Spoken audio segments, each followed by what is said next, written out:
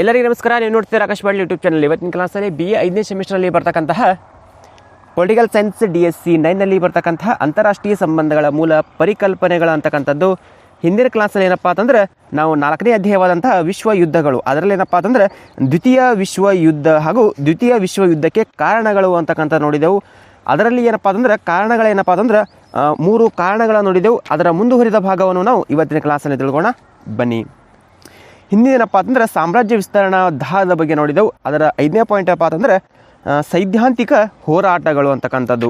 ಇದು ಏನಪ್ಪ ಅಂತಂದ್ರೆ ಪ್ರಮುಖವಾಗಿ ದ್ವಿತೀಯ ವಿಶ್ವ ಯುದ್ಧಕ್ಕೆ ಕಾರಣಗಳಲ್ಲಿ ಏನಪ್ಪ ಅಂತಂದ್ರೆ 5ನೇ ಕಾರಣ ಅಂದರೆ ಸೈದ್ಧಾಂತಿಕ ಹೋರಾಟಗಳು ಅಂತಕ್ಕಂಥದ್ದು. ಇಲ್ಲಿ ಬ್ರಿಟನ್, ಫ್ರಾನ್ಸ್, ಅಮೇರಿಕಾಗಳ ಗುಂಪು ಪ್ರಜಾಪ್ರಭುತ್ವದ ಸಿದ್ಧಾಂತಕ್ಕೆ ಬದ್ಧವಾಗಿತ್ತು.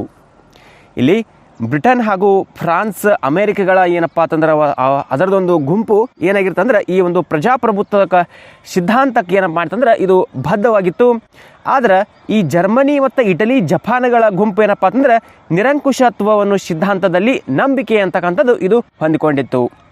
ಈ ಒಂದು ಪ್ರಜಾಪ್ರಭುತ್ವವು ಶಾಂತಿಯುತ ಬೆಂಬಲಿಸಿದರ ನಿರಂಕುಶತ್ವವು ಏನಪ್ಪ ಅಂತಂದ್ರೆ ಯುದ್ಧ ಹಾಗೂ ಆಕ್ರಮಣವನ್ನು ಪ್ರಚೋದಿಸಿತು.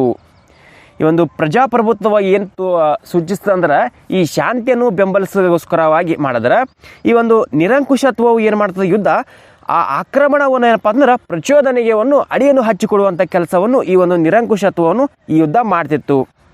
ತಮ್ಮ ಸೈದ್ಧಾಂತಿಕ ಬಲವರ್ಧನೆಗೆ ಈ 2 ರಾಷ್ಟ್ರಗಳ ಗುಂಪು ಹೋರಾಡುತ್ತಿದ್ದುದು ಪರೋಕ್ಷವಾಗಿ ಯುದ್ಧಕ್ಕೆ ಹಾದಿ ಮಾಡಿಕೊಟ್ಟಿತ್ತು. ಇವರೇನು ಪ್ರಚೋದನೆ ಮಾಡ್ತಿದ್ದಾರಲ್ಲ, ಇವರ ಬಲವರ್ಧನೆಗೆ ಅಂದ್ರೆ ಈ 2 ರಾಷ್ಟ್ರಗಳ ಗುಂಪು ಹೋರಾಡುತ್ತಿದ್ದಂತಹ ಒಂದು ಪರೋಕ್ಷವಾಗಿ ಯುದ್ಧದ ಹಾದಿಯನ್ನು ಮಾಡಿಕೊಂಡಿತ್ತು ಅಂತಕ್ಕಂಥದ್ದು. ಇಲ್ಲಿ ಆಸಕ್ತಿದಾಯಕವಾದಂತಹ ಅಂಶಪ್ಪ ಅಂತಂದ್ರೆ ರಷ್ಯಾದ ಸಮತಾವಾದವನ್ನು ನಿಯಂತ್ರಿಸಲು ಅದರ ವಿರೋಧಿಗಳಾಗಿದ್ದ ಸರ್ವಾಧಿಕಾರಗಳನ್ನು ಕುರಿತಂತೆ ಪ್ರಜಾಪ್ರಭುತ್ವದ ಬೆಂಬಲಿಸುತ್ತಿದ್ದಂತಹ ಒಂದು ರಷ್ಯಾದ ಮಿತ್ರ ರಾಷ್ಟ್ರಗಳು ತುಷ್ಟೀಕರಣ ನೀತಿಯನ್ನು ಅನುಸರಿಸಿದವು. ಇಲ್ಲಿ ಅಂಶಪ್ಪ ಅಂತಂದರೆ ರಷ್ಯಾದ ಸಮತಾವಾದ ನಿಯಂತ್ರಿಸತಕ್ಕಂಥ ಒಂದು ವಿರೋಧಿಗಳಾದಂತಹ ಸರ್ವಾಧಿಕಾರಗಳನ್ನು ಹೊಂದಿರತಕ್ಕಂಥ ಪ್ರಜಾಪ್ರಭುತ್ವವನ್ನು ಬೆಂಬಲಿಸುವಂತಹ ಈ ಒಂದು ರಷ್ಯಾದ ಮಿತ್ರ ರಾಷ್ಟ್ರಗಳೇನಿರ್ತಾವಲ್ಲ, ಆ ತುಷ್ಟೀಕರಣಗಳ ನೀತಿಯನ್ನು ಏನು ಮಾಡ್ತೀವಿ, ಅನುಸರಣೆಗೆ ಒಳಪಡ್ತಿದ್ದು.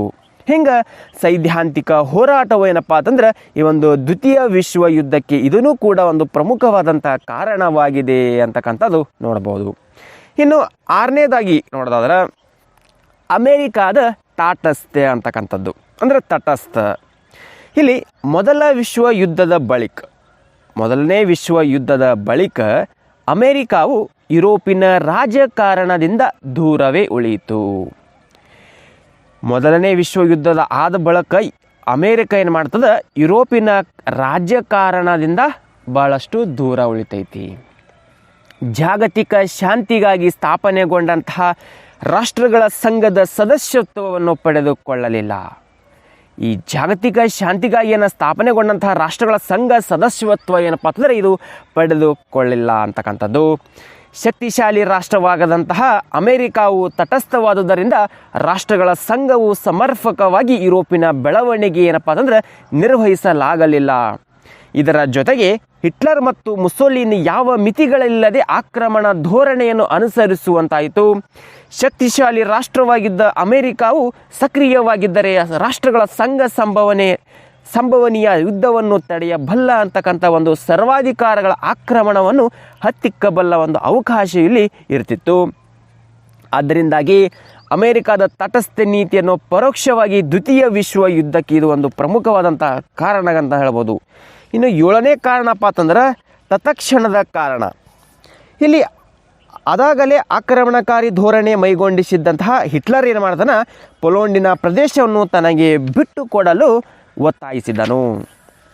ತತ್ಕ್ಷಣದ ಕಾರಣಪ್ಪ ಅಂತಂದ್ರೆ ಆಗಿಂದಾಗ ಏನಪ್ಪ ಹೇಳ್ತಾನೆ ಅಂದ್ರೆ ಈ ಆಕ್ರಮಣಕಾರಿ ಧೋರಣೆಯನ್ನು ಮೈಗೂಡಿಸಿಕೊಂಡಂತಹ ಒಬ್ಬ ಹಿಟ್ಲರ್ ಪೋಲೆಂಡಿನ ಪ್ರದೇಶವನ್ನು ತನಗೆ ಕೂಡಲೇ ಬಿಟ್ಟು ಕೊಡಬೇಕು ಅಂತಕ್ಕಂಥ ಒಂದು ಒತ್ತಾಯ ಮಾಡ್ತಿರ್ತಾನೆ.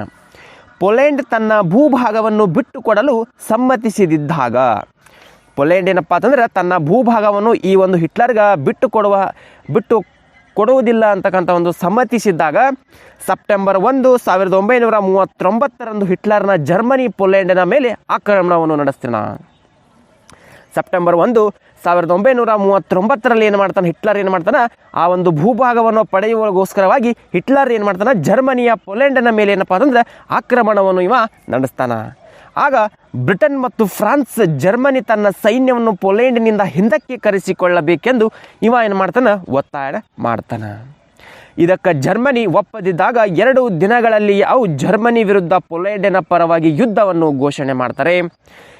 ಇನ್ನೊಂದೆಡೆ ಜರ್ಮನಿಯ ಪರವಾಗಿ ಇಟಲಿ ಮತ್ತು ಜಪಾನ್ ಯುದ್ಧಕ್ಕೆ ಸತ ಇವೇನು ಮಾಡ್ತಾವ, ಮುಂದಾಗ್ತಾವ.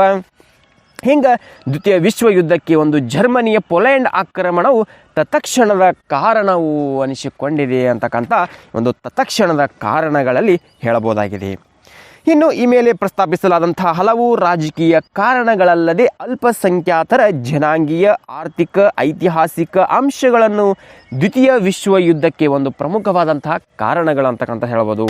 ಇಲ್ಲಿ 1941 ಪರ್ಲ್ ಹಾರ್ಬರ್ ಹೆಸರಿನ ತನ್ನ ನೌಕಾನೆಲೆಗೆ ಜಪಾನಿನಿಂದ ಹಾನಿಯಾದಾಗ ಅಮೆರಿಕಾವು ಯುದ್ಧವನ್ನು ಏನು ಮಾಡ್ತದೆ, ಪ್ರವೇಶ ಮಾಡ್ತೈತಿ. 1941 ಪರ್ಲ್ ಹಾರ್ಬರ್ ಹೆಸರಿನ ಒಂದು ನೌಕಾನೆಲೆ ಏನಿರ್ತೈತಲ್ಲ, ಆ ಒಂದು ಜಪಾನಿನಿಂದ ಆಗ್ತೈತಿ. ಆ ಸಂದರ್ಭದಲ್ಲಿ ಈ ಒಂದು ಅಮೇರಿಕಾವು ಏನು ರಾಜಕೀಯದಿಂದ ಹೊರಗುಳಿದಿರುತ್ತಲ್ಲ, ಅಮೇರಿಕ ಮತ್ತೆ ಯುದ್ಧವನ್ನು ಏನು ಮಾಡ್ತದೆ, ಪ್ರವೇಶ ಮಾಡ್ತೈತಿ. ಇದರಿಂದ ಪರಿಣಾಮವಾಗಿ ಯುದ್ಧದ ತೀವ್ರತೆ ಅಧಿಕಗೊಂಡಾಗ ಅಣುಬಾಂಬಗಳ ಪ್ರಯೋಗದೊಡನೆ 2ನೇ ವಿಶ್ವ ಯುದ್ಧ 1945 ಏನಾಗ್ತಂದ್ರೆ ಈ ಒಂದು ದ್ವಿತೀಯ ವಿಶ್ವ ಯುದ್ಧ ಏನಪ್ಪ ಅಂದ್ರೆ ಕೊನೆಗೊಂಡಿತ್ತು ಅಂತಕ್ಕಂಥ ಈ ಒಂದು ದ್ವಿತೀಯ ವಿಶ್ವ ಯುದ್ಧ ಹಾಗೂ ದ್ವಿತೀಯ ವಿಶ್ವ ಯುದ್ಧಕ್ಕೆ ಕಾರಣಗಳು ಅಂತಕ್ಕಂಥ ನೋಡಿದ್ದೇವೆ ಅಂತ ಹೇಳ್ಬೋದು. ಇನ್ನು ಮುಂದಿನ ಕ್ಲಾಸಲ್ಲಿ ಏನಪ್ಪ ಅಂತಂದ್ರೆ ದ್ವಿತೀಯ ವಿಶ್ವ ಯುದ್ಧದ ಕಾರಣಗಳನ್ನು ನೋಡಿದೆವು. ಇನ್ನು ಮುಂದೆ ದ್ವಿತೀಯ ವಿಶ್ವ ಯುದ್ಧದ ಪರಿಣಾಮಗಳು ಅಂತಕ್ಕಂಥದ್ದು ನಾವು ಮುಂದಿನ ಕ್ಲಾಸಲ್ಲಿ ನಾವು ತಿಳ್ಕೊಳ್ಳೋಣ ಅಂತ ಹೇಳ್ತಾ, ಇಷ್ಟೇನಪ್ಪ ಅಂತಂದ್ರೆ ಇವತ್ತಿನ ಕ್ಲಾಸಲ್ಲಿರುವಂತಹ ಮಾಹಿತಿ. ಇದೇ ರೀತಿ ಪ್ರತಿದಿನ ವೀಡಿಯೋಗಳು ನೋಡಬೇಕಂತಪ್ಪ ಅಂತಂದ್ರೆ ನಮ್ಮ ಯೂಟ್ಯೂಬ್ ಚಾನಲ್ ಸಬ್ಸ್ಕ್ರೈಬ್ ಮಾಡ್ಕೊಂಡು ಬೆಲ್ ಐಕಾನ್ ಪ್ರೆಸ್ ಮಾಡೋ ಜೊತೆಗೆ ಆಲ್ ಅಂತ ಸೆಲೆಕ್ಟ್ ಮಾಡಿದ್ರಪ್ಪ ಅಂತಂದ್ರೆ ನಾವು ಪ್ರತಿದಿನ ವೀಡಿಯೋ ನೋಟಿಫಿಕೇಶನ್ ತಲುಪುತ್ತದೆ ಅಂತ ಹೇಳ್ತಾ ಇವತ್ತಿನ ಕ್ಲಾಸ್ ಮುಗಿಸ್ತಾ ಇದ್ದೀವಿ. ಮತ್ತೆ ಮುಂದಿನ ಭಾಗದಲ್ಲಿ ಭೇಟಿಯಾಗೋಣ. ಧನ್ಯವಾದಗಳು.